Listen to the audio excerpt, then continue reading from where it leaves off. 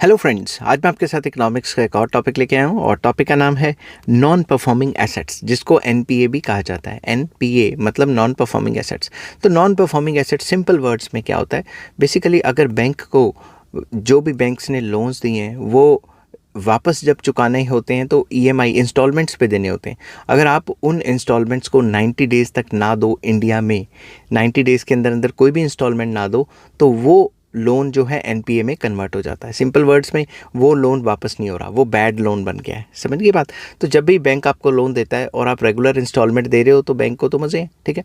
But अगर आपने कहीं इंस्टॉलमेंट रोक दी 3 मंथ्स के लिए या 90 डेज़ के लिए, तो बैंक उस लोन को बैड लोन में कन्वर्ट कर देता है और आपके घर वो क्या कहते हैं, वो भेजने शुरू कर देता है, रिकवरी एजेंट, या फिर आपको समन वगैरह आ जाएगा बैंक का, ठीक है।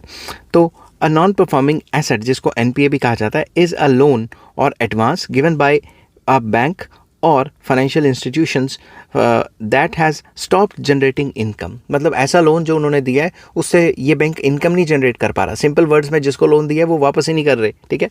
In simple words, it is a loan where the borrower has failed to repay the interest और principal for a specified period. एक स्पेसिफाइड पीरियड के लिए, फॉर एग्जांपल इंडिया के केस में 30 डेज़ के लिए, 3 महीने के लिए अगर आपने ईएमआई नहीं दी या इंस्टॉलमेंट नहीं दी तो वो बैड लोन माना जाएगा या फिर नॉन परफॉर्मिंग एसेट माना जाएगा, ठीक है।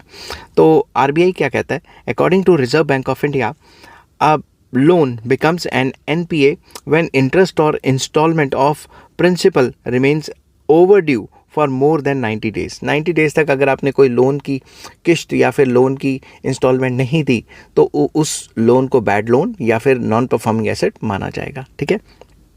आई होप ये वीडियो आपको पसंद आई होगी। अगर पसंद आती है तो please like, share and subscribe. Take care, bye bye.